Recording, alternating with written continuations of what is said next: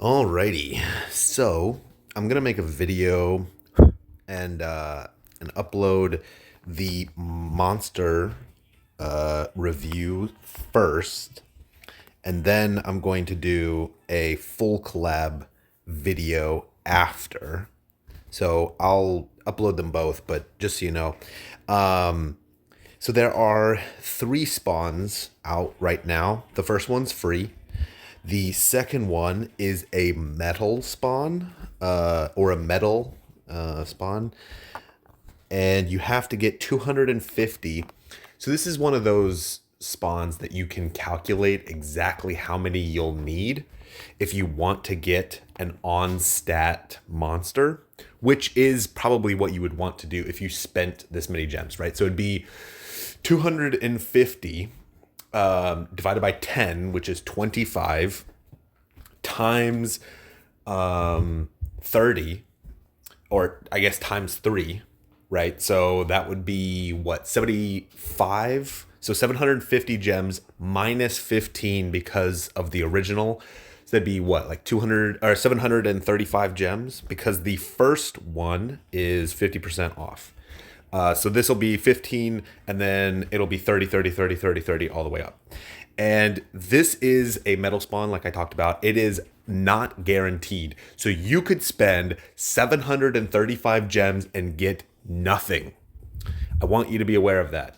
So as a free-to-play player, as a paid player, I want you to be aware that if you spawn this, there is a very, very high likelihood that you not only get nothing, but you don't, like, even if you did get something, it wouldn't be what you want. So we're going to go over the monsters. And then, of course, this one, I never recommend doing these. They are way too expensive, and you're not guaranteed to get anything that you want. If you do the 70, you're never going to get the monster. Just assume you'll never get the monster, because I have spawned this probably 20 times in my total time playing Unison League, and not once have I ever gotten a monster. So just assume that you'll never get a monster from this. And this, depending on what class you're playing, the likelihood that you're getting the weapon that you want is really, really low, or the armor that you want. So it's just, neither of these are worth it. If you're going to spend gems, you want to spend gems on stuff that can get you guaranteed things, or you're willing to accept the fact that you could get absolute garbage. So I just want to preface that. So let's look at Yuki first. He does pretty good damage, actually. 5 times 800 ability power, goes up to 850.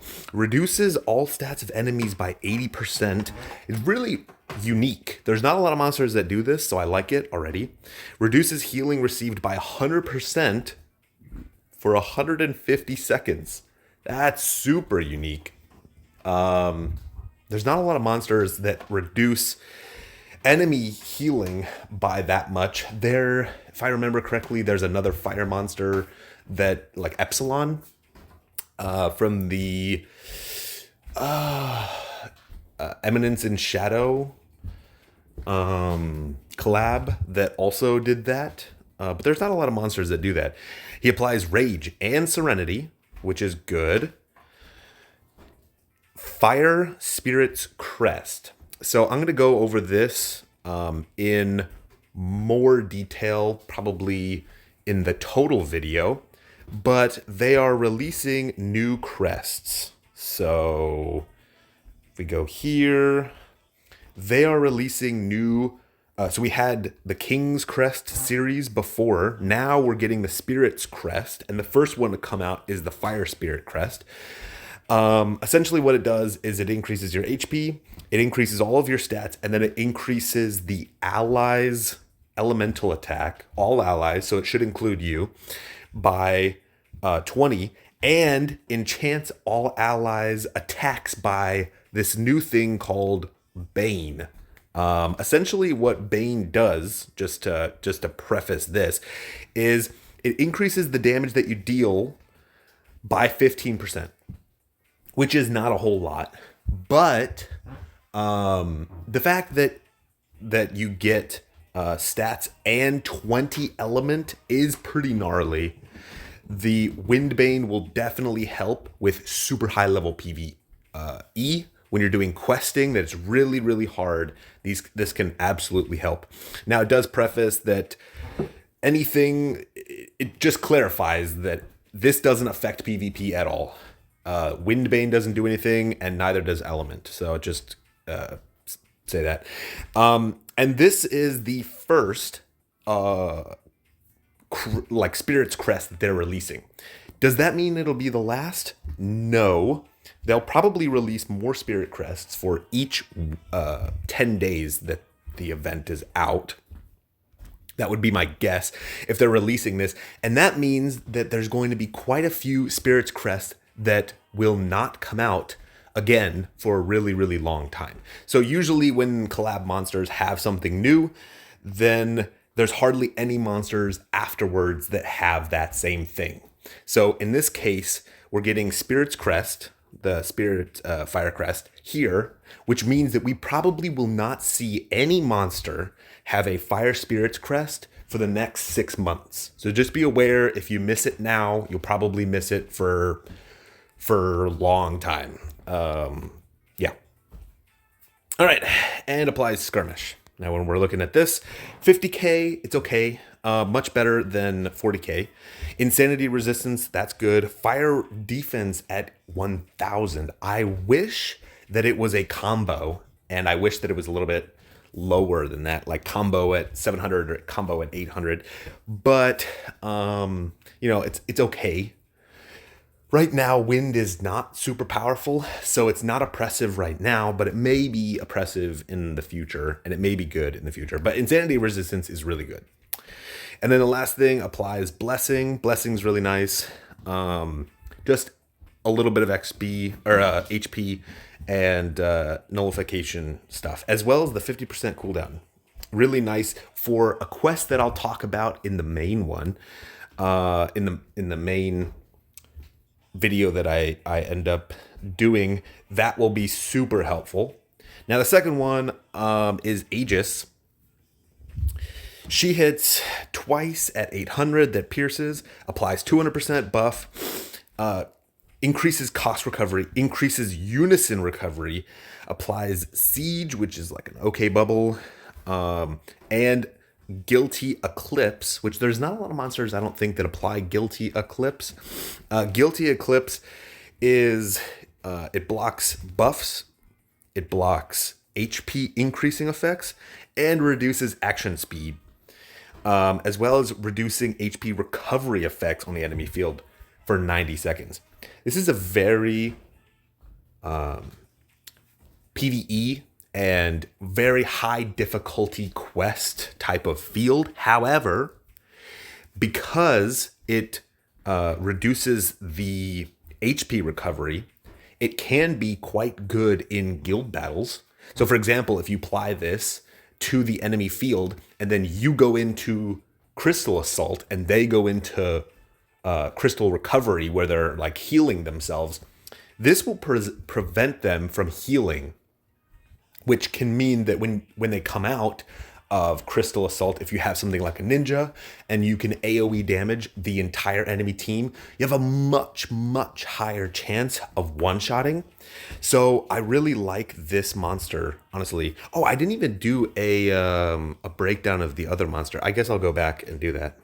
And then 50 element, 60 rejection resistance, 1000 time elemental defense, and then applies Kijin. Kijin is a really unique buff, but it is very good. And it's really good for PvP as well. So this monster is interesting. It applies a lot of really nice buffs. The 200% is really good. The cost recovery is good. Siege is okay. Guilty Eclipse, it's not... For general questing, for general PvE, it won't be super impactful. You won't really notice it a whole lot because it doesn't reduce the enemy's stats and it doesn't increase the amount of damage that you'll deal. It's really for extremely difficult PvE really difficult quests. That's where this will shine. So overall, I like this monster. I like Aegis for like free to play players, for new players. I like it. This monster will help you a lot to clear the Star Novice stuff, to get all the general quests out of the way. So if you're new to Unison League, or if you're returning to Unison League, this could be a really, really good pickup for your early game. And you can use it for a really long time, because 1,000 time defense is really good. Generally speaking, in the past, Star has been one of the most oppressive elements in the entire game, and being able to stack high time defense has been essential. So you'll often see that whales will have tons of time defense, and so getting one monster that gives you 1,000 plus other things like rejection resistance and has good stats, this is a good long-term monster. So I like this for free-to-play players, for newer players. It'll help you in PvE. It'll also help you in PvP, because it gives you things like penetration, and it applies some nice things like Unison gauge recovery, cost recovery. Unfortunately, it doesn't uni boost, it doesn't cost boost, so we're missing some things to make it really good. But it's also not bad in guild battles. If you throw this monster, you may end up killing people, but it's a time monster, so probably not. The buff is really nice, though. The debuff as well can be really good to clear enemy fields if they're trying to get into Crystal. There's a lot of situations where I really do like this monster. So for questing, I would say general questing, this is a 7 out of 10 monster. I would like to see some more unique buffs and I would replace the cost recovery and unity recovery, because generally you don't need them in general quests. In really, really hard quests, this is a very good monster. And as you'll see, I'll talk about this in the main video as well, like the overall video for going over the entire event. This is super necessary to beat one of the elite stages. So getting Guilty Eclipse is basically a must. Now, when it comes to PvP, I also like this monster. The likelihood of you killing people is low. It doesn't uni chain, so because it doesn't uni boost, we're missing some stuff. But I still like it. It gives you penetration, and it applies an enemy field. You can't really go wrong with either of those. So I'm going to put it at like a 7 out of 10 as well, especially for the long-term longevity of the monster. Having high time defense is really good. And then for guild battles, I'm going to put it also around a 7 out of 10. For first round throws, it could be really powerful to prevent the enemies from having a good field. However, it doesn't apply some things that you would want, right? This isn't the best field for preventing the enemy from killing you. It doesn't reduce the amount of damage you deal, like your stats or your ability power. So there are better fields that could replace this. However, the Unison gauge gains are really, really nice for if you're already ahead, or if you're throwing it as like a second uni, as a treasure hunter or something like that. And, and you just want to clear the enemy fields, can also be quite good. It also prevents the enemies from buffing. So as like a treasure hunter, it's not a main throw, because it doesn't uni boost. We need a uni boost monster here. But if your secondary throw or your third throw as a treasure hunter can be really powerful, because it can prevent the enemies from buffing at all, unless they clear the field. Now, you are missing enemy field rejection. Like it's like when you apply your field, it would negate the first field that you apply. We're missing that if you wanted to make it a really, really strong buff resistant monster. So again, it's not a perfect monster. You would need to mix it with some other things, but I like it. And even for a second round throw, it's not bad. It gives you good stats, or it gives you a good boost, and it can penetrate, can potentially kill.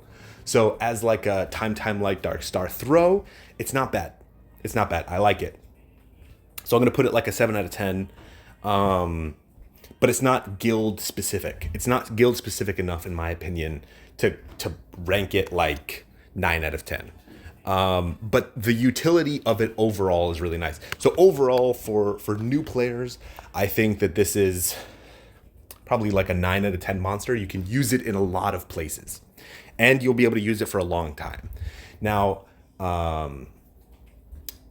for long-term players, I'm going to rate this as like a 7 out of 10 again, just because it doesn't apply some things. It doesn't apply crest, doesn't apply field. It doesn't fit anywhere perfectly. However, it is very, very good in late game questing. So in certain regards, it is very good, but it would depend on the way that you play. Now, if you are a late game super, super difficult quest enjoyer, then this is like a 10 out of 10 monster. You should get this monster. Yeah. And let me go back. I never did like a full breakdown on this guy. I like this monster. Unfortunately, the crest is a little bit... It makes me upset because it could be... This monster could be so much better in guild battles and in PvP if it had... Like if the crest did a little bit more in that area. Now, for regular free-to-play players, this is not that great of a monster, in my opinion. It's super niche. The crest is not general, so you're not going to be able to use it for everyday things, like normal quests. And in 6 months use of time, you probably won't be using this monster a whole lot. It'll be a super unique monster. So in that regard, I don't really like this monster for free-to-play players. I'd say it's probably like a 2 out of 10 for free-to-play players. It doesn't give you enough buffs. It basically just debuffs, and it gives you a super unique crest that free-to-play players and new players really won't be able to benefit a whole lot from. It also doesn't do enough in the background. Insanity resistance is really powerful, but fire defense currently and historically has not been super necessary. So overall, also don't like it for the backline 5 monster. Now, for super difficult quests, this is a very good monster, especially if it's a wind quest. This is a 10 out of 10 monster in my opinion. It applies a ton of really unique things, and I like it. For regular quests, you won't really notice this crest, even if it is a wind-based quest. You probably won't recognize the crest. And the reason why I say that for regular questing is because in regular quests, you usually just uni once, everyone unis, and then you attack the final boss and you one-shot it. And as long as one person attacks it, then it gets one-shot. So whether it's getting one-shot with 100 billion hit or getting one-shot with a 1 billion hit, it doesn't really matter, because if it's getting one shot, it's getting one shot regardless. This crest is like super specific, in my opinion, for super difficult quests. So it's not going to be necessary for your average questing. Now, if you're doing Mobius and you wanted to get to wave 80 to get rank 1, you may, as a new player, you may find that this is really useful. However, new players often struggle with the monster box to be able to get to wave 80. So just to be aware. And then for PvP, it's not looking good. It doesn't give you penetration, doesn't uni boost, doesn't uni down, doesn't cost boost, doesn't cost down, doesn't disable the enemies. So no insanity, no rejection, no scorching or frozen. We're missing or slumber. We're missing like all of the debuffs, and we're getting none of the good debuffs. We're not even stripping the enemy. So if the enemy applies a 200% buff and you reduce their stats by 80%, they're still at a 120% buff. So we're missing a strip as well. This is like a 2 out of 10 monster for for PvP. Basically, the only reason I'm giving it that is because you can only have one crest on the field. So if the enemies have crested, you can steal their crest. Congratulations, that's basically all you did with this monster. And in guild battles, we're in the same boat, right? There's nothing here except for crest.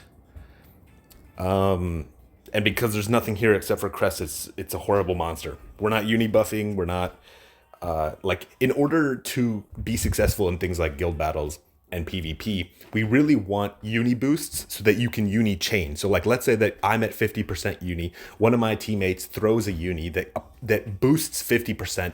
Now 3 of us have uni and we can uni again, and then we can uni again. And generally speaking, after about 2 unis, most people are dead.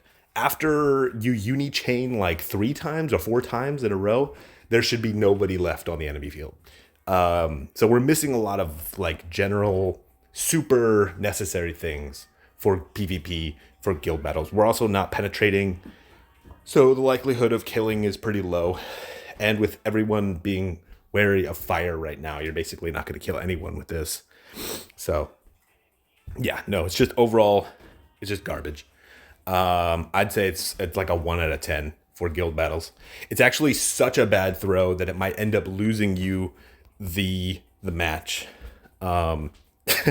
So yeah, it's just really bad for guild battle. It's basically only a PvP or a PvE monster, a questing monster, and even then, it is such a unique questing monster that I would not recommend it for most players. It is cool though. The animations for these are fantastic. There's that one.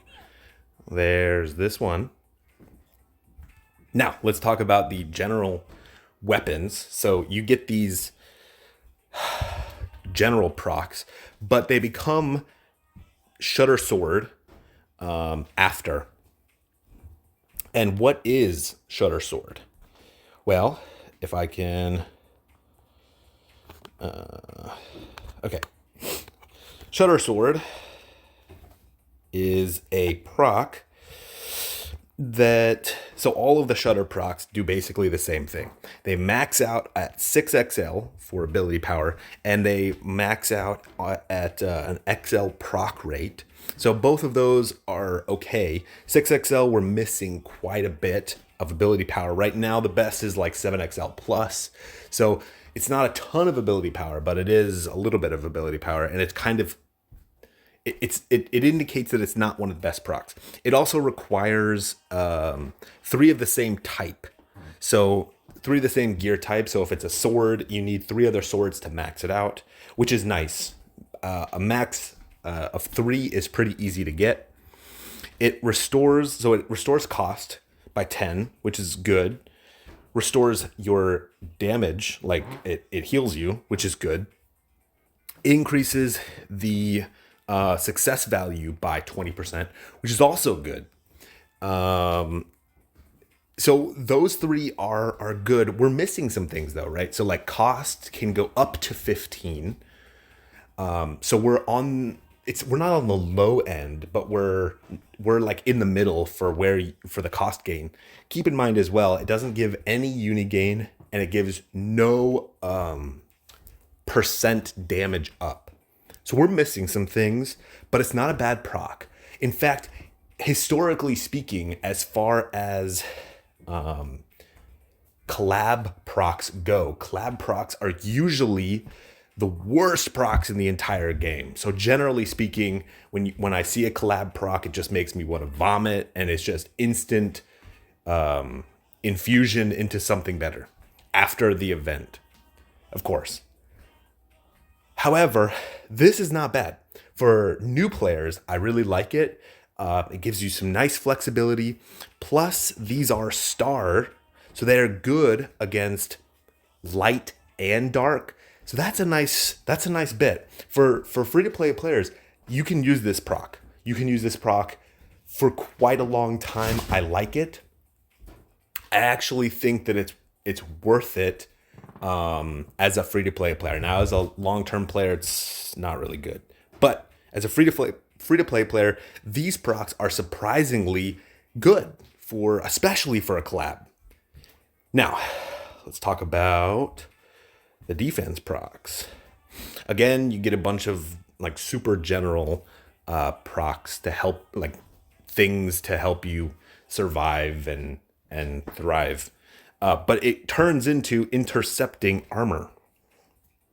Now, what is intercepting armor? It is this proc. Reduces incoming damage by 32.5%, and then applies 1 tick of invulnerability, reduces physical damage, physical ability power by 3xl, and magic, same thing, ability power of 3xl, reduces incoming damage by XXL plus, stacks up to 5, and then procs on an XL rate. Now, I talked about the Zodiac gear before. This is one of the best defense procs, in my opinion, in the entire game as of right now. There are a couple reasons for that, especially for PvP, for guild battles and stuff like that. I think about the double proc, right? So if you double proc this, you're getting 65% of the damage being reduced regardless. Plus you're getting 1 tick of 0 damage.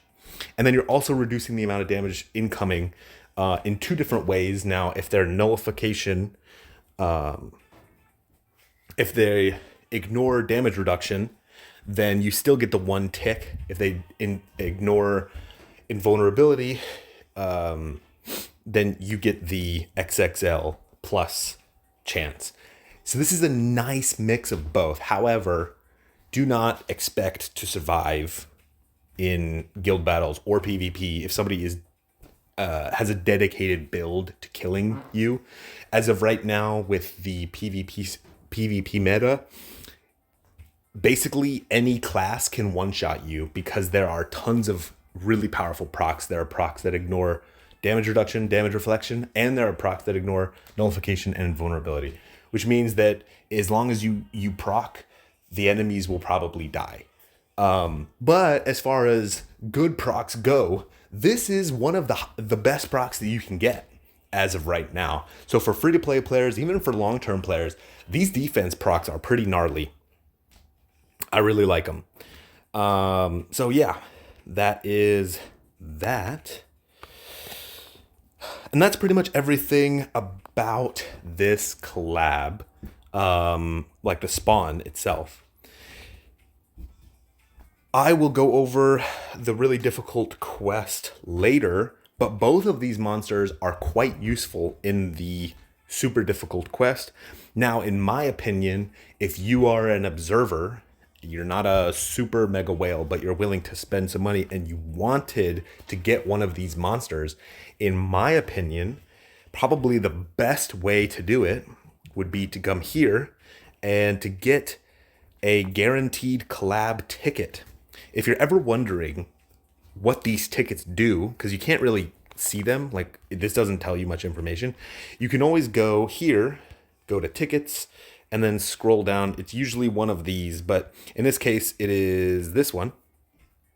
And you're guaranteed one of the monsters. Now, you're not guaranteed their stats, but if you just want to get one of the monsters, this is pretty unique. You know, $75 to guarantee a monster is, I think it's unusual. Usually it's like a 50% chance, especially during collab time. So if you wanted to guarantee one of these monsters and didn't really want to spawn it, this would probably be the way. Now, I do think it's worth spending 15 gems just to YOLO it, because sometimes you get lucky, sometimes you don't. You never know. But 15 gems for like, I wouldn't recommend this for free-to-play players, but 15 gems, you know, for like a general, for like a dolphin or whale isn't much. So I usually spawn for just 15. So we're gonna go for it and see what we get. Oh, yeah. So if you spawn 750 gems, expect half the time that you get this. You get nothing. So yeah. Alrighty. I'm gonna go make the video for going over the entire collab now, and I will catch you guys later.